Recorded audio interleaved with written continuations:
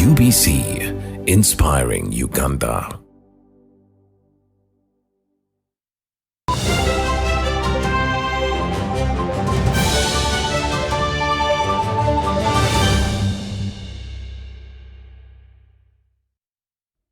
Very good afternoon and welcome to UBC Lunchtime News. I am Brian Tumwine Byaruhanga. Let's start off from Entebbe. Women from the Uganda Association of University Women, Makerere, have raised concern over the rising school dropouts amongst girls in public schools. They cite early pregnancies, sexual harassment, and lack of menstrual hygiene materials as major factors leading to absenteeism and poor academic performance. Let's take a look. And she's saying, now today as women from universities, we are here to work with your staff here to solve some of these problems. And we are going to listen to various speakers here answering these questions. What should we do? Why should a boy bully a girl? Why should a boy touch you? And when he does so, where do you report? Otherwise, you might find that somebody touching you, you get shy, you do whatever, and you begin feeling shy, not performing well in class. These are the things we want to talk about so that we see you girls overcome all the problems that affect your studies. I want to encourage you not to give up. Read your books, listen to your parents, listen to your teachers, so that your future is bright. We would like to encourage the senior women teachers and the administration to take caution and put in place policies that help their girls to focus and that help the boys also to focus. When the boy is focused, at that age he will not be able to trust the girl because he will be focusing on studies. So we encourage the administration and we are going to do more by even putting up rights, and we are going to do a lot of research so that it can be a public document for people to read and for people to take action.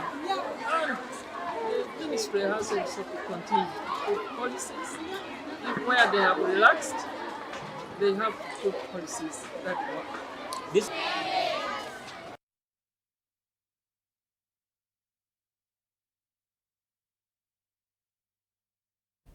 UBC News. Uganda hosts a number of universities that equip students with practical skills while preparing them to contribute to national growth and development. The recently inaugurated Cornerstone University reaffirms its commitment to delivering competence-based academic learning aimed at addressing the skills that had been faced by young people in Uganda. Let's take a look. And so we are preparing students not just for the world today, but for the world that is coming. And so for those of you who visit Cornerstone University and visit our labs, you see that this is a futuristic university.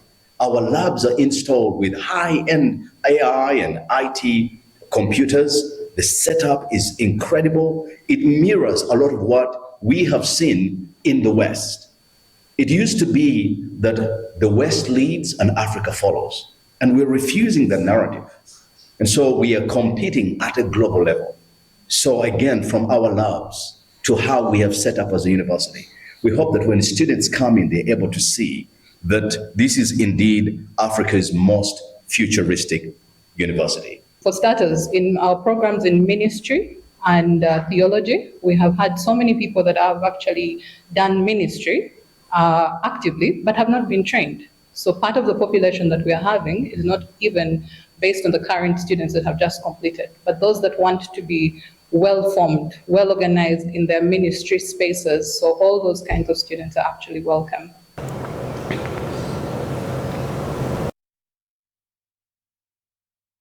UBC Lunchtime News. Uganda is stepping efforts to promote quality and consumer protection through journalism as the Uganda National Bureau of Standards with Trademark Africa hosted the 2026 Standards and Metrological Reporting Awards in Kampala.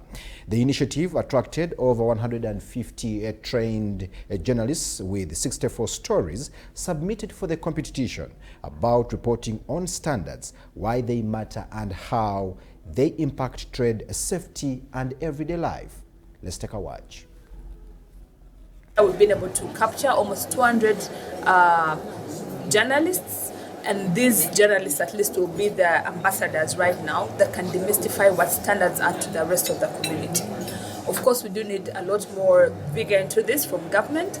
We're very grateful that UNBS has embraced this, and even now the executive director, Mr. Kasigwa, told us that we'll have this as an annual engagement. More is needed to decentralize the services to the rest of the country. During this specific drive, we've gone to the north, to Bulu, to Mbarara, to Mbale, to the greater Kampala regions of Mukono and Kampala itself. So we've done this with both media training, but also collecting stories from the actual producers and business people to see what it is that they know, what they don't know, and where help is needed. So it's been a very eye-opening journey that we've gone through, and we're very grateful for the participation. We are saying we need to balance the carrot and the stick. As we enforce, we also handhold the enterprises that are working so hard to meet the standards that we require them to meet before they put their products on the market. So we are saying that over the next 5 years, UNBS is in the business of hand-holding enterprises in what we are saying that we are growing quality enterprises.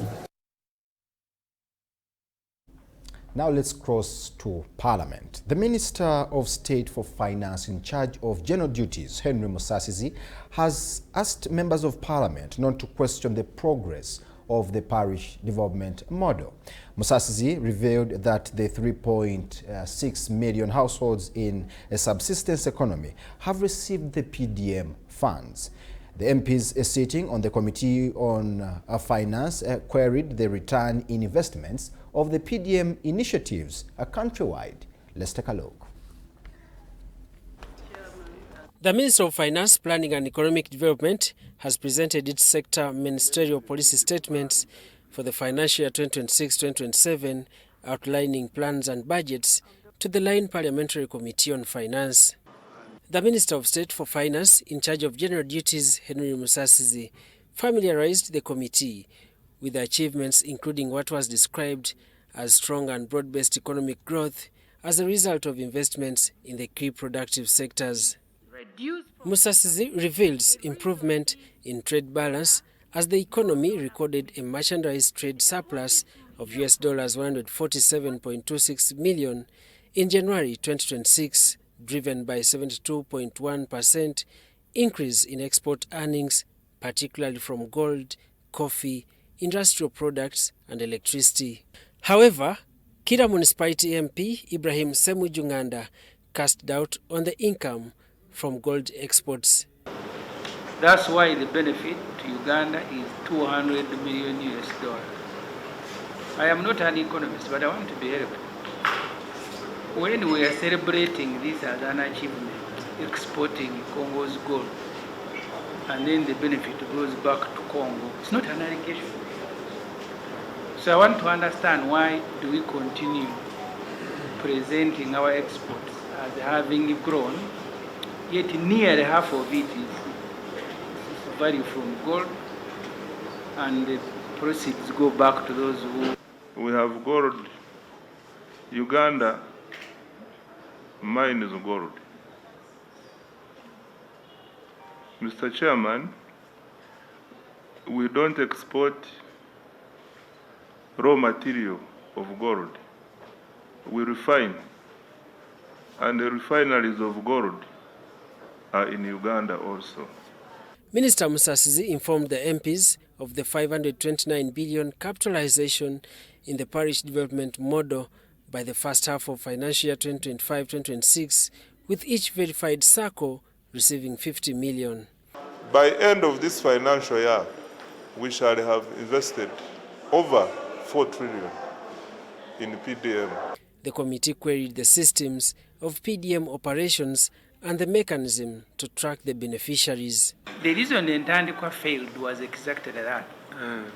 That at one point government said the money wasn't coming back to revolve and it had to collapse. Because you see, you cannot keep sending money forever.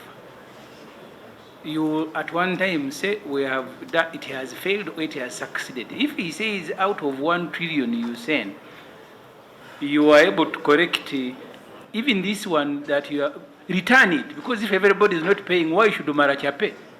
So, Chair, as we speak now, we started receiving repayments from the very first loans that were given out, and we are at 1.4 billion Uganda shillings at the moment that we have received back through Wendy. This is through Wendy because the guidelines provide that the payments should be through Wendy. Now we have some payments that were done on the bank accounts, and those are being transitioned from bank accounts to the Wendy wallets. Musasizi asked the members to keep calm, citing the positive results registered from the PDM initiatives.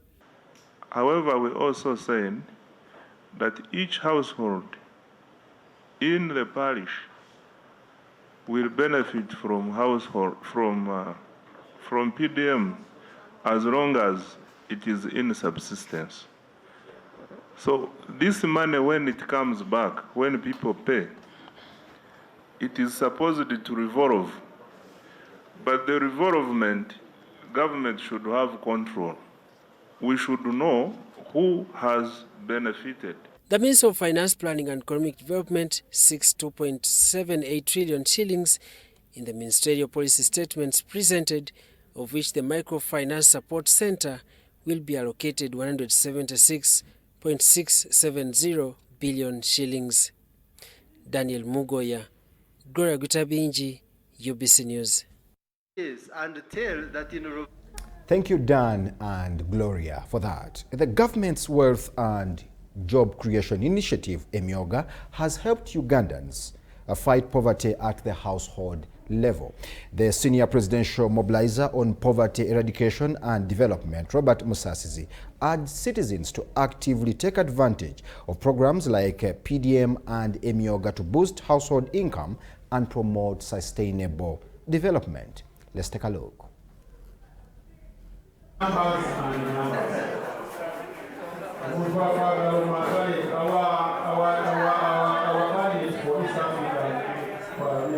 Extra education, high knowledge, the word poverty will attack them. The only weapon which can destroy poverty is one. Have income generation on your side. Poverty is finished. Go into His Excellency. Over here, His Excellency are 200 Kumanga already take our funds.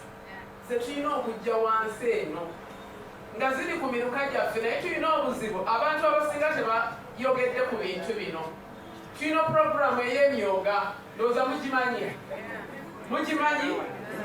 omanyi kye mbamanyiko mwagala kukola kange kamu oyagala kukola kako mukole groups kubanga bwe munaba mukoze groups ezo you can benefit from the emyoga fund. Bagaba milioni 3 first seed capital. Ne bagaba buli mwaka President Museveni kuno yagaye buli mwaka bongera milioni agaga. And with Team Tara to give to extend the services of Makerere University to the community through skilling the young people in the ICT. ICT, when we talk about ICT, we mean information communication technology, technologies that are used to handle information and enable communication. We talk about computers, mobile phones, internet and networks, software applications, and the rest. And then we see how we are going to help each other, because we are in Uganda, and we want to grow and we want to go together as a community, and we want to help the farmers also. And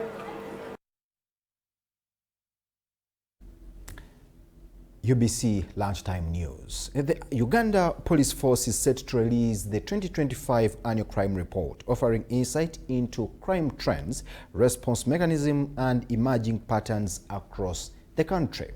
During the previous year, overall crime reduced, but pressure is mounting on specialized units, particularly the forensic services, where there is growing demand amidst the case backlogs. Theft and assault to sexual and domestic violence still dominated police records, many requiring strong forensic evidence to secure convictions. Our reporter Ivan Kahwa looks at the operations of the Forensics Directorate role in modernizing policing. Let's take a look. The Uganda Police Force will on Monday, March 30th, 2026, launch the 2025 Annual Crime Report, detailing crime trends and patterns across the country. The report highlights how crime was managed and responded to, with heads of directorates presenting statistics from their jurisdictions, including criminal investigations, fire and rescue services, and traffic and road safety. In 2024, police recorded a 4.1% decrease in reported crime, from 228,074 cases in 2023 to 218,715 cases. The most common offenses remained theft, assault, sexual offenses, and domestic violence that require forensic analysis to secure convictions.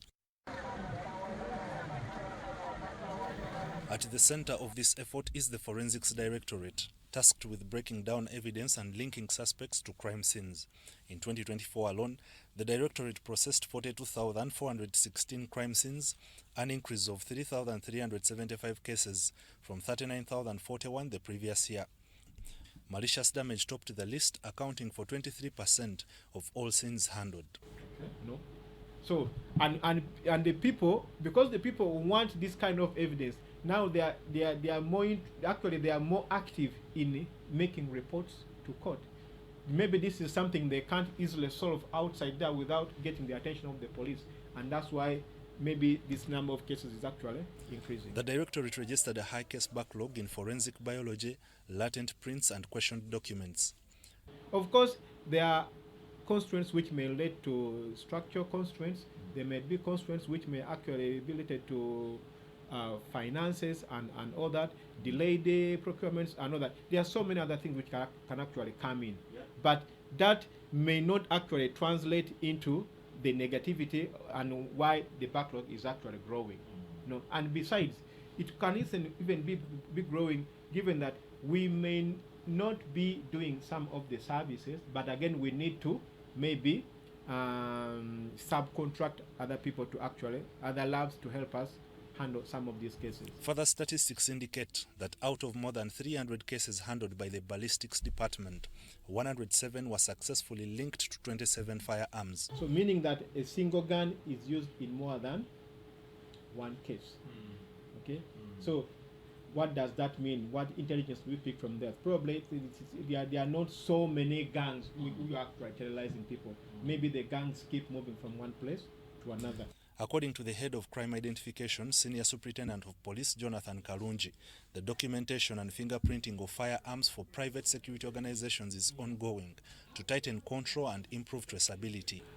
We have done the fingerprinting of guns that are being used by the police, by the prisons. If it so happens that that gun had already been fingerprinted or actually documented, then believe me, we shall know whose gun that is. Because when we are trying to fingerprint these guns, we get to know the type of gun, the ammunition used, and all that, and then who it is registered to, especially now like for civilian firearms. The application of forensic science is increasingly strengthening the pursuit of justice, supporting investigations and prosecution while improving the timeliness of case resolution. And we are also working to make sure that the more requests that actually come in, we also make sure that at least we try and get these reports out so that they can be used by the prosecution. Currently, the Uganda Police Force has 421 scenes of crime officers deployed across 32 policing regions nationwide. These officers serve as first responders in the processing and preservation of crime scenes. The SSI is actually to have a minimum of 2 scenes of crime officers at every station, so that they can be our first police or first responders when it comes to processing crime scenes. The Forensics Directorate also utilizes suspect sketches to aid investigations, a method that proved instrumental in high-profile cases, including the murder of former police spokesperson Andrew Felix Kawesi. It also depends on the witness who is actually giving us the description, because it is you who saw them. If your description is vague, so will be the output. Often the people may not be so much willing to come and give this kind of information, because this is something we need to get from you who saw, not I was told. Yes. And now if people are not willing to come and give us this information here, then there's a problem with this kind of approach. As crime evolves, the question remains, can forensic capabilities keep pace, or will growing demand require greater investment to sustain timely justice? Ivan Kahwa, Tony Kent Chaze, UBC News.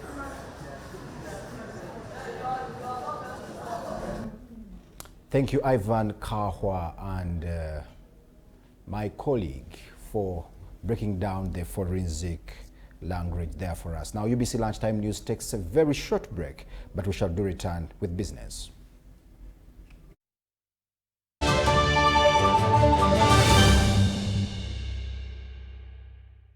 So, Muchala. Yes, Daddy. You know the children are going back to school and things are a bit tight.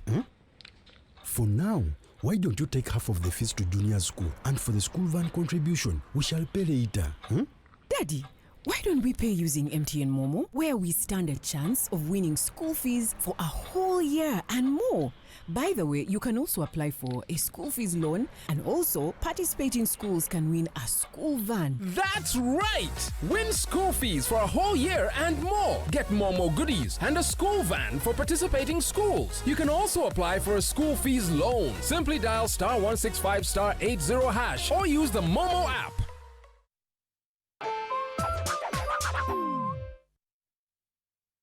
My question is, what is the difference between rental tax and income tax? How comes I'm paying both taxes on my own premises?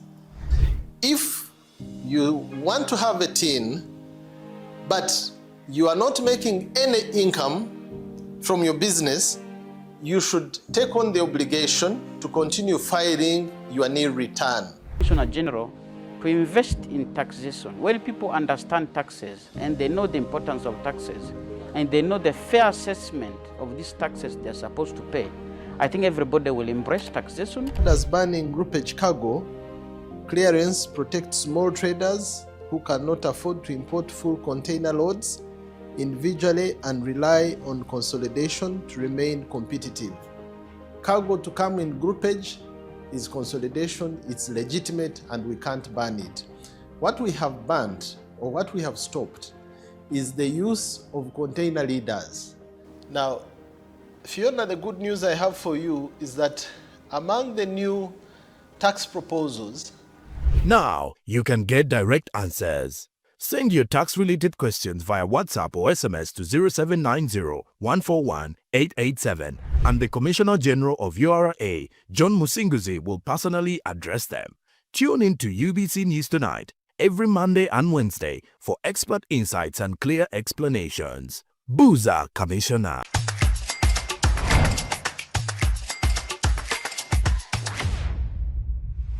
Mama, only know what Banange MTN beyanziza Tata omwana ogenda mugambako oba wali wano taliwo sente zembadde ngenda okusasula ku school fees z'omukulu zigenda kunyambako okuweerera batoobe abalala ababiri. MTN mama ngenkoledde kinene nga single mom sirijja erabira obulamu bwange bwonna.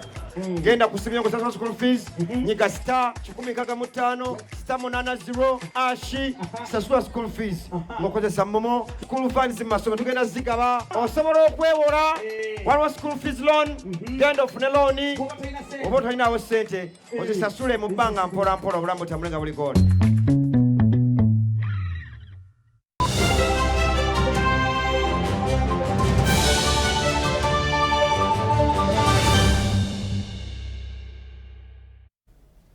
UBC Lunchtime News, welcome back from that short commercial break. Now, UBC Lunchtime News has come to the very end, but we shall be crossing back to Parliament. Parliament is still going on. The Uganda Revenue Authority is facing the Parliamentary Committee on Finance.